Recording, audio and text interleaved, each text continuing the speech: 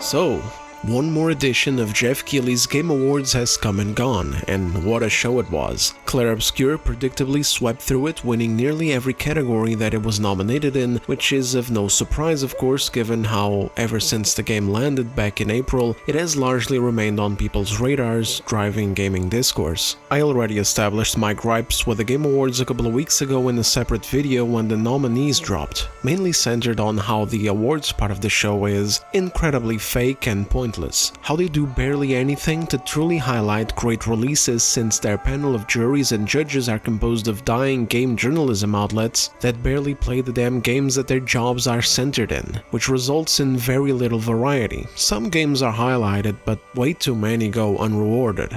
I won't go into that in this video, you guys can check out the other one separately if you wish. It's not all bad though, don't get me wrong, Clair Obscur in my mind did deserve the Game of the Year win, and especially the music win, and one of the best surprises of the night was definitely No Man's Sky winning Best Ongoing Game. I've been seeing this studio put out massive updates and overhauls for their game completely for free for years now. In my mind they have more than redeemed themselves, so it was good to see them getting a W. Also, who could forget the flute man in the band who swapped between like 50 instruments in the middle of one performance? I mean, holy crap. That dude is fast becoming an internet legend. But on to the topic. Interestingly, Kingdom Come Deliverance 2, a game that I expected to see take home a couple of wins, at the very least the one fit for its own genre, took home nothing. On one hand, I kind of feel bad for the developers and all the work that they put in, but on the other, I'm also reminded of the controversy at launch. What struck me as interesting enough to make this video is how terrible the developers must be feeling right now to be taking home no awards whatsoever, despite them having gone through so much trouble to appease the elites of the games industry, to be affable to those aforementioned game journalists, juries and judges, which could very well potentially be where that whole controversy originated from in the first place. So let's not waste any more time here, grab some fettuccine alfredo and jump right in there, or, you know, whatever you want, like, I don't know. You know what, you guys decide. You place your orders in the comments and I'll personally serve you today. How does that sound?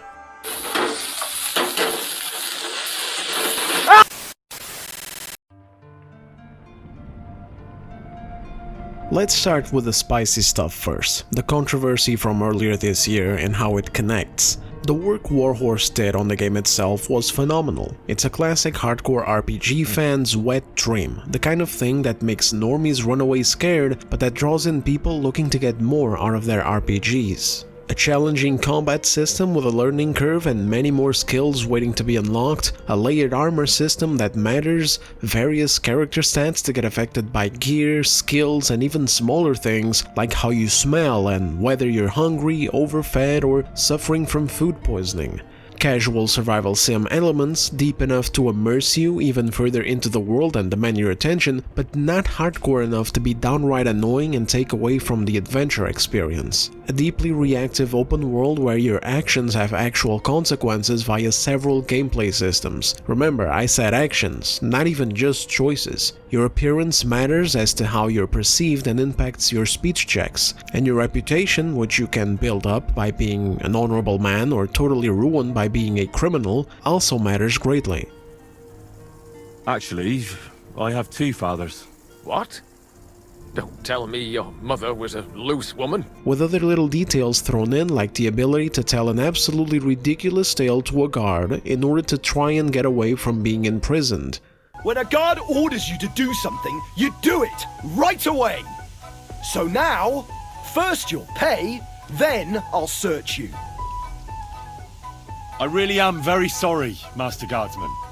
You see, I don't hear very well. Back when I was fighting against those Hungarian raiders, I had a hand cannon go off next to my head. Ever since then, I've been half deaf.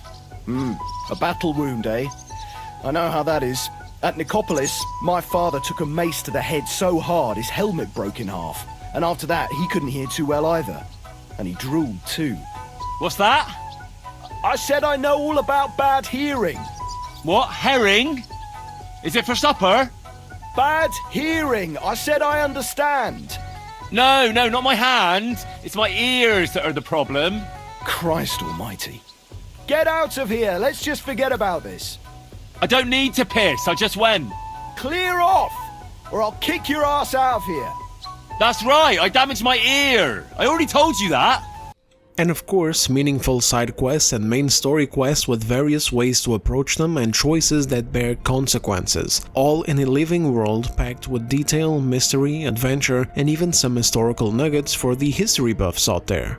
And all of this is even just trying to condense it all down for you guys since it's not the main topic of the video. I genuinely love this game despite the controversies that went down around its launch time. I see that as a great sadness, really. It's not that the game is perfect, the game isn't even, like a mainstream appeal type of game. But there's just no denying the amount of work that was put into making such a robust RPG. In that, this game is fantastic. I spent this year complaining about the lack of depth and passion in RPGs from major studios and publishers. I was heartbroken with a game like Avowed for being such a normie slop game. No depth, no intricate systems, no scale, hell, it wasn't even alive. It was just a mirage of what could have been. And then, a bit later on, I was enamored with a game like Tainted Grail: The Fall of Avalon, which, despite being in such a buggy state at launch, and despite it straight up feeling like someone's first game with that classic Eurojank, still wrapped me up in its world and had me running around exploring and questing to my heart's content. So, of course, when I look at Kingdom Come Deliverance 2 and I see what they did with adding so much complexity to the RPG component, it's what I want other studios to do too. All this and so much more should have been the general vibe when the game came out. And don't get me wrong, the game still did pretty good. It hit 2 million sales in 2 weeks and 4 million in November. For Warhorse, in a genre that doesn't have mainstream appeal and with a good budget, this is pretty goddamn good.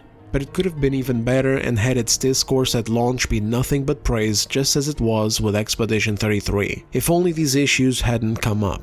And the part that makes it all so much worse is why they came up, what their true purpose was, and how, in the end, it didn't even matter. What happened with Kingdom Come Deliverance 2 had a lot of layers. On the surface, a lot of people loved to misrepresent why there was so much noise happening online surrounding the game, especially at launch, bogging it all down to, oh, it's just chuds mad that there's an optional gay romance in a video game.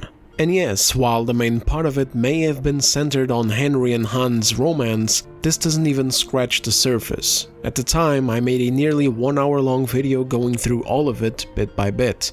Don't worry, I won't rehash it here in this video. That one is there for anyone interested anyway, but for context, I will get into relevant points, because in order to understand just how bad the KCD2 team must be feeling right now and how much of a stab this is, we must go back and understand who the director was, his ambitions, and what ended up being a shift to try and please or appease game journalists and Game Awards overlords in order to get a win. That director is Daniel Favre, and an important thing to know about this guy is he was one of the most outspoken game developers during the first Gamergate way back over a decade ago. He was fighting the good fight against unethical games journalism and social justice activists pushing false narratives about the games industry in order to force change into it and fill it with overly sensitive, politically correct nonsense. He truly was out there speaking out against this stuff in a time where doing so was very unpopular, and to this day he still believes he was deliberately attacked for it by the media and made into a sort of a black sheep in game development circles, worrying that his games would suffer for it by being given bad press or no press at all. And he was right. This is why games media needs a full revamp. It needs to be totally decentralized from these official outlets. They have shown their bias and their propensity to take bribes, even if it's just in the form of access, for far too long. Now, back to the controversy. So we established that Daniel was a staunch fighter against this bullshit status quo in the games industry, and how this affected him and Warhorse while making Kingdom Come Deliverance 1, as the game was often labeled as a misogynistic and racist game due to the accurate portrayal of women and the lack of racial diversity in the medieval setting. And, also other ridiculous things, like when maladjusted morons got mad at Henry's father giving his wife a gentle and playful smack on the backside at the beginning of the game. Like, that's not even accurate portrayal of women in a medieval setting, that's just a normal healthy relationship, which, to be fair, I don't imagine any of these retard activists having. But anyway, Now we fast forward to the development of KCD2 and what happened. Daniel Vavra, and honestly the studio in general, I'm focusing on his name a lot, but the truth is that at this point, he was no longer the only voice in the studio that mattered. He doesn't even own it anymore. He has people that he has to answer to. But anyway, so out of fear or hesitation that their sequel would once again get attacked by game journalists and activists in the games industry during a time where their power was at its most prevalent, which was the past few years, they decided to walk back some of their convictions. This is detailed in this article. The headline reads, Kingdom Come Deliverance 2 director says developers self-censored to avoid outrage from oversensitive people, hiring consultants to make sure certain groups of people in their game were not misrepresented. I won't bore you guys by reading the whole thing, but it is from an interview that he gave to a podcast in April of this year. He opened up about a lot of shit that explains the controversial additions that people complained about during the game's launch. I'll just read you some bullet points and give you my commentary, but first, let's establish something. The two main things that were the center of the controversy online was making Henry and Hans have a gay romance option after being established as straight characters, and the addition of this guy, whose name I forgot by now. Sorry, I think it was Musa or something. A black Muslim guy from another kingdom who is presented as a dude who is traveling with Sigismund's army. He's supposed to be a very educated man who even tries to lecture Henry on customs, education, and treatment of women and how much better it is in his country than it is in Bohemia. There were some other issues that some people brought up, but these are the two main ones. These are the main events of what truly happened, with some other scraps here and there, some of which aren't even valid at all and were just attacks by people like George and John de la Rose, as they were basically trying to smear the game as much as possible and try to get it deplatformed from Steam, PlayStation, Xbox, etc. In the article, Vavra comes across as a guy who is genuine, but a major issue earlier this year was how hot-headed he was, and frankly, how insecure he was too, which led him to make some really stupid-ass decisions such as antagonizing fans and content creators, lying by omission, betraying his and his studio's previously established values, and just generally coming across as an asshole on social media. First, when there were rumors of there being a gay scene in the game, they kept quiet and told people to not believe everything they see on the internet, putting out this picture that the rumors were probably super exaggerated and we should just trust them because hey, it's them, it's Warhorse, they're supposed to be based. Only for it to end up not only being true, but it being much worse, as the scene was between Henry and Hans, two characters who, again, were already established as straight before. And we can see that in this old statement right here from the studio all the way back in 2018 already. It was made in response to a guy asking if players who are not straight would be forced to romance a woman, and the statement in response was unfathomably based, stating that there's no forcing anyone into anything. This is a video game where you don't play as yourself, you play through Henry's story, and yes, he is straight, he is white, and he is a male. Also, he's from Bohemia, so even if you're a French guy and you love your country, you're still playing as Henry from Bohemia.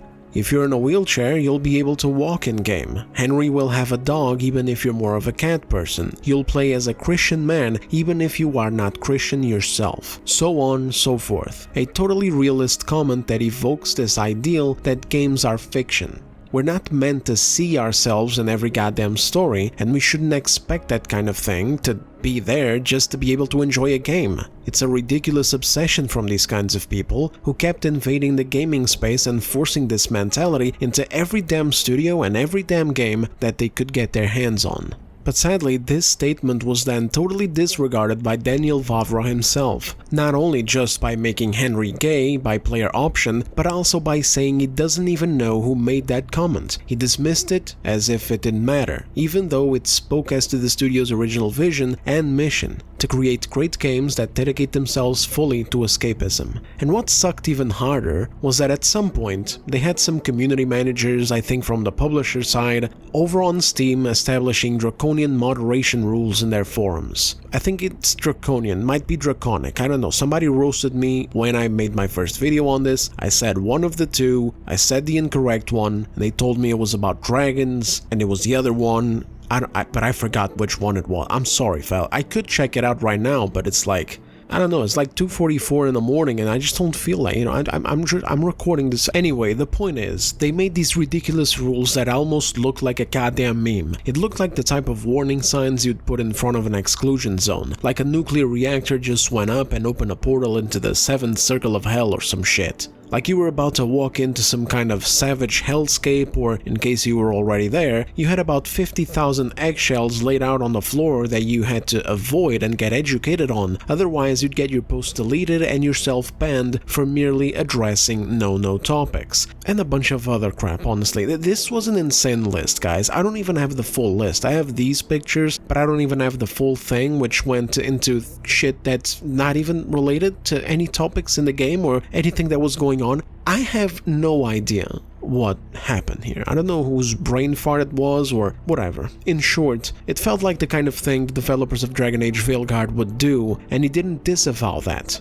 And he also didn't disavow some community manager from there who also stated that the reason why Henry wasn't gay in the first game was because of budget constraints.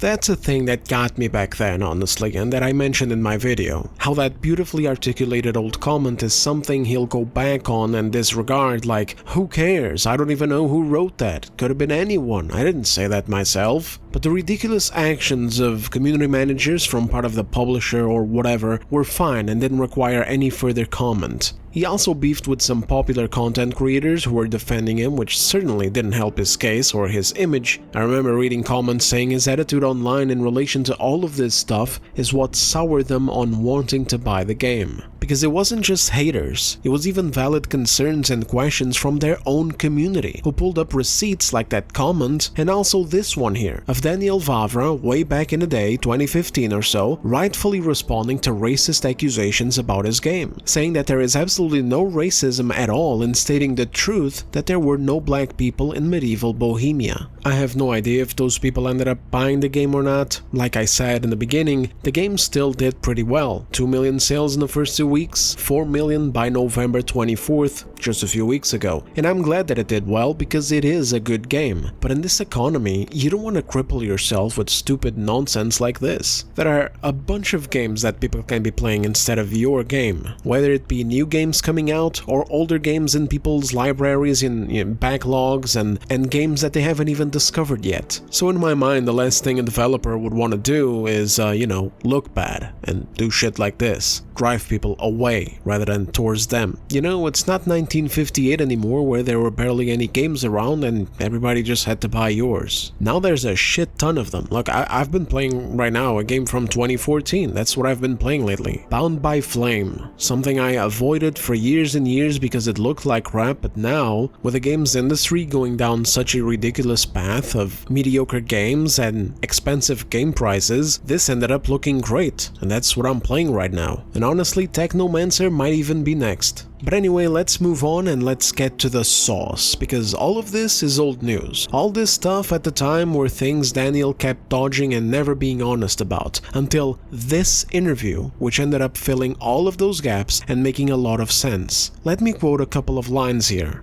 So Daniel Vavra said, for example, I wanted politically liberal Czech actor Ondřej Vecchi for a role as King Sigismund in Kingdom Come Deliverance 2. And I was really worried that he would turn us down because someone would tell him what I'm supposedly like. But he took the role. He knew who I was. When he showed up, I even thought, okay, is there going to be a fight? Because he's known for being intense. But we actually got along well. We even talked politics, not avoiding it. And though we didn't agree on everything, it was an intelligent debate. I'm always afraid of that this stuff will hurt potential collaborations. It certainly makes personal relationships harder. Some people just can't handle it. I'm not like that. In fact, I think conservatives are more thick-skinned about this stuff than liberals. Maybe because they had to keep quiet for 20 years and are used to separating politics from work. Liberals often act like everyone should think the same way as them, and when they realize that's not the case, they can't handle it. Obviously, the sword of Damocles was hanging in the air for quite a while. I was really afraid that they'd dig those things back up again, the stuff they pulled the first time. That's why, back then, when the first game came out, they pulled those controversies, right?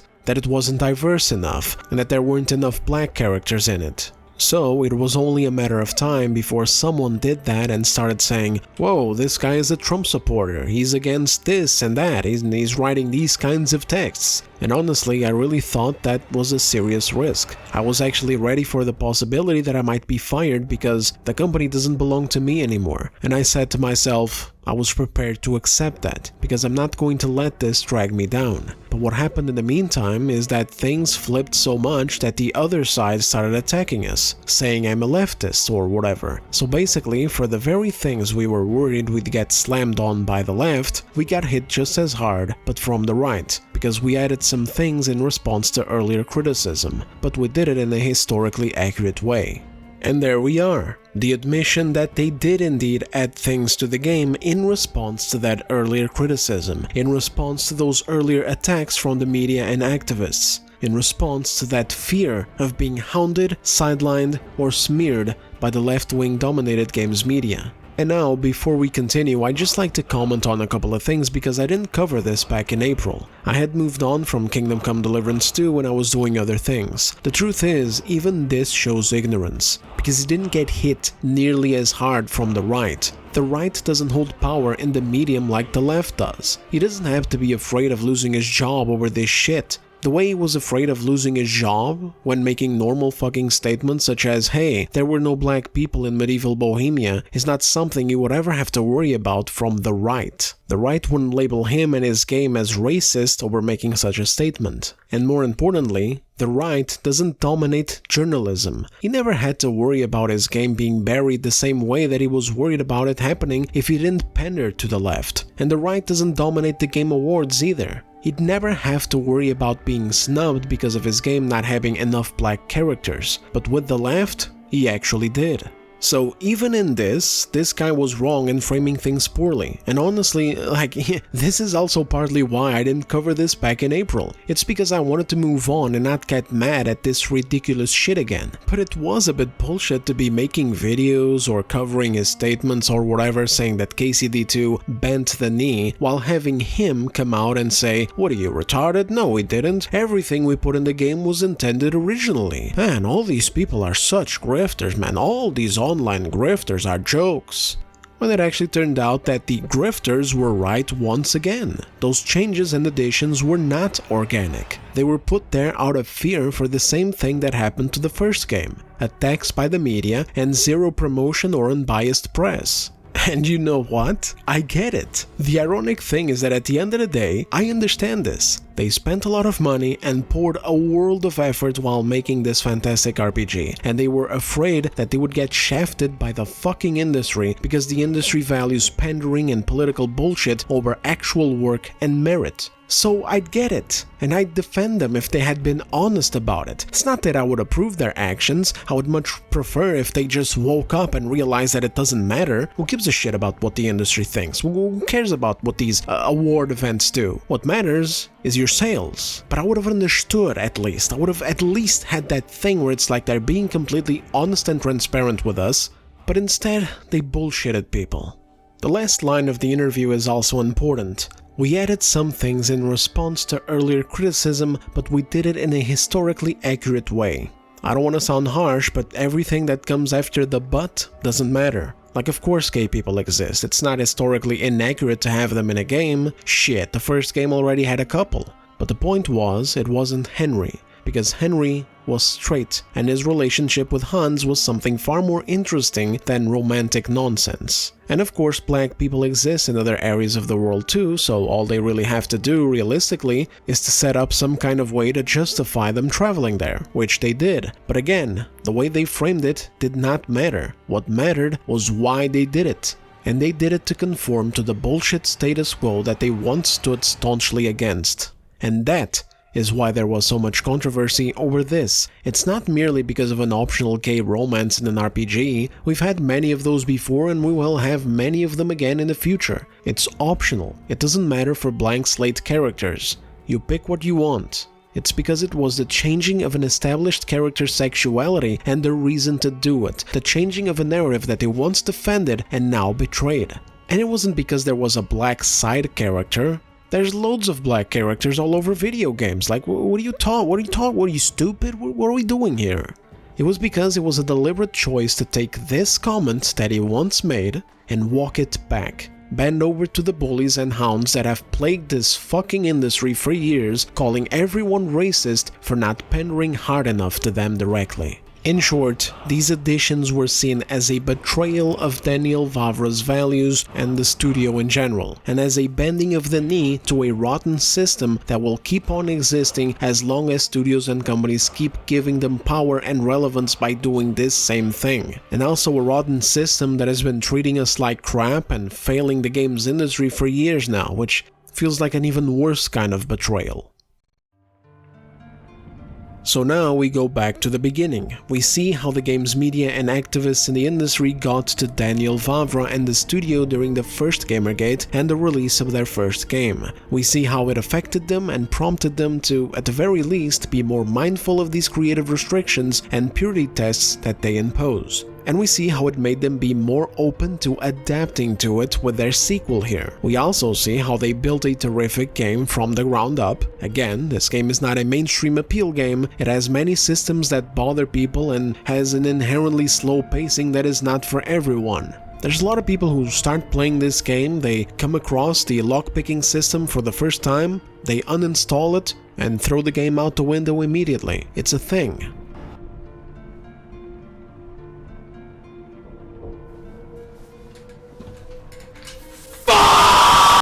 And it is what it is, but it knows its crowd and it knows it well. It draws in everyone looking for deeper experiences, and I would say the only thing that keeps these fans away is its historical groundedness. If this was a fantasy thing, it would probably draw in even more people, but that's not really a complaint for me because, you know, I do like the realism. It makes the game unique, it's like a unique RPG. Now you've heard my feelings about the controversy already, you know I don't discount it or ignore it or make excuses for it, so this isn't empty glazing for shilling purposes. I genuinely see this game as an achievement when it comes to RPGs, and I would even dare say that it deserved the award for Best RPG at the Game Awards. Not because it's a better game overall than Expedition 33, but because as an RPG, it is the more technically impressive one. So now we shift to how the team must be feeling after making such an impressive game, and even going as far as to sacrifice some of their values to pander to the industry, to pose as good boys who changed, and who are now progressive for all of these soy-ass game journalists in the judges and jury panels,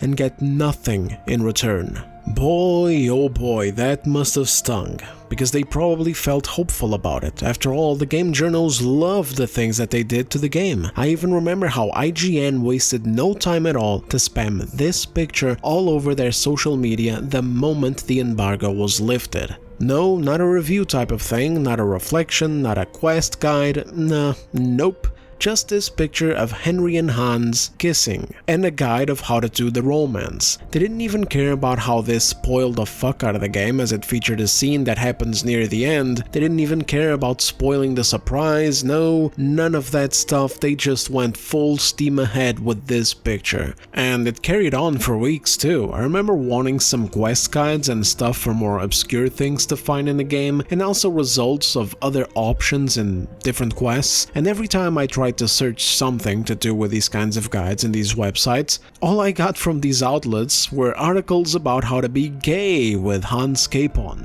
which, of course, goes without saying, but I'll say it anyway, is not a forced thing. You're not forced to go down this path, and you can even miss it. It depends on your interactions throughout the game. But anyway, it all seemed to be going so well for Warhorse. A banger RPG game in their pocket, journalists satiated with a black character that removes those statements from 10 years ago that they consider bigoted, and a gay romance between the two main characters, which also goes against a previously made statement. Chuds angry online, attacking the director, shipping subreddits, throwing confetti, diversity and inclusion activists, popping champagne. But now here we are at the end of the year, and none of it translated to receiving any recognition. And this is because they forgot a very important element. and that is that these people never forgive and they never forget. They don't give a shit about this studio, and they especially do not like Daniel Vavra. He is still a black sheep to them. It doesn't matter if he tries to pander again and again with even more shoehorned elements that stand out like a sore thumb. They will never forget these statements he made during the first Gamergate. And honestly, it's embarrassing to think that he ever considered that there would be a chance of that. Like, these people are known for eating their own alive for small mistakes. I've said this before and it's true. You can have the cleanest record for the longest period of your life and you make one small mistake and they all turn against you and make their statements online disavowing you and your supposedly terrible actions. They don't care. Daniel and his game never stood a goddamn chance. And you know what's funny? Some of them even out themselves for their mindsets. I saw this while I was working on this video. I'll read it to you guys right now. It's a response to a funny joke tweet that the studio made, which is this image of a dog sitting in a burning house going, "This is fine," which was posted in relation to them losing big time at the Game Awards. This is totally harmless, it's just self-deprecating humor. But this retard goes, "This is unprofessional, immature, and incredibly disrespectful to your peers in the gaming industry for their awards and success." I guess jokes are still illegal in the games industry, guys, sorry. "Maybe if you remotely tried being a team player in the industry, the team would recognize you more often." And there we have it, folks. I couldn't have put it much better myself. Maybe if Daniel Vavra wasn't such a chud grifter of a game developer who opposed the cabal of activists running this industry into the ground, maybe then the cabal would recognize him and his games. Maybe then he could have been given a few extra nominations, hell, the actors deserved one, and maybe then he could have even been considered to win at least one of the categories. Not Game of the Year, but maybe the RPG one. But alas, it was not to be. And I don't want to be cruel, guys, I genuinely don't, but there's a lesson here. Hell, maybe even two. Number one is on this other video. The awards part of the Game Awards, they don't matter. It's filler for the game announcements and musical performances. Don't go looking for meaning and validation from them. I don't know how many snubs they're gonna have to see until these developers and investors learn this shit. The best example of this crap is Hogwarts Legacy even. That game did nothing wrong at all, it even had a trans character. But just because some morons online decided to be ass mad about it and harass people, it got completely removed from the venue despite being one of, if not the best-selling game of 2023, and it was a goddamn good one too. Like, it wouldn't have won Game of the Year against Baldur's Gate 3 of course, but it deserved the nomination and recognition for the art, world and music. And for other smaller examples, check the video out. The point is, this is a fancy show with pretty colors, lovely tuxedos, glittery dresses, and a lot of confetti. It's mostly plastic though, with the occasional deserving win, like Expedition 33 taking Game of the Year and the example of No Man's Sky taking the best ongoing game. But that's it. This isn't where you should go to draw meaning from the quality of your games or any such thing that even comes remotely close to that. So many games that I enjoyed throughout this year didn't even get a mention, let alone a nomination or a fucking win at the Game Awards. And number two is, no matter how much you pander, you will not make it. As soon as you make a mistake, it's over. Because all this is just... It's a big club, and you ain't in it. You and I are not in the big club. That's what it is. You're not in it, I'm not in it, Warhorse is not in it, and somehow, even though Smash JT got a fucking invitation to go attend, he's not in it either. We are not in the big club, and I really hope that these game developers learn the right lesson from this, especially the ones starting out like Sandfall Games, or Sandfall Interactive, sorry. They are one small mistake away from going from glazed sweethearts to bigots who deserve to be shunned. Especially with how white they are. Like, have you seen these people? Like, these gotta be the whitest French people I've ever seen in my life. One small mistake and these guys are in fact, they're even in a position where they don't even need to make a mistake. The industry is just waiting for them to slip up. When it comes to stuff like this, the number one thing you should always remember is who you're selling games to. Forget about the goddamn industry. Forget about the activists, forget about the consultants, forget about the games media, forget all of it. They already scratched you off a long time ago. What matters is who you're selling to. Daniel Vavar's ideas when it comes to making video games were not controversial. In fact, many of them reside in Expedition 33, where there was no forced diversity or pandering either. But his history of being vocal against the status quo and his reluctance to pander to the system got him cooked. And now Sandfall will be on their crosshairs. They already kind of are. There were negative articles this year against Expedition 33 because of how it's an achievement that puts AAA in the trash. A $10 million budget and a team of around 30 people. That's crazy and totally exposes how fucked these big studios are. How crazy dysfunctional AAA is. And game journalists don't like that, because their friends work at those big studios, and those big studios are their biggest pushers of ideological garbage. They need them to be successful. They need garbage like Veilguard to be rated 9 out of 10 because that's what they want more games to look like. And so yeah, just as a closing to this video, I really hope Sandfall doesn't fall into the same trap. I hope their integrity and independence remains. They prove that you don't need to corporatize yourself and bend over to the industry's politics and whims in order to make the games that you truly want to and rake in millions of dollars. So I hope they'll remember that and the corporate bullshit they escaped from at Ubisoft and remain a beacon of light. And with that, we are shutting the video down, fellas. I hope you enjoyed the video, give it a like if you did, and let me know your thoughts in the comments. Where do you guys stand with this whole KCD2 stuff? Did it blow over for you? Did you never care, or do you still refuse to play? And don't forget to leave your food order in the comments. I'll be getting to them as soon as I can. Either way, thank you very much for watching, and I'll see you guys on the next one. Take care.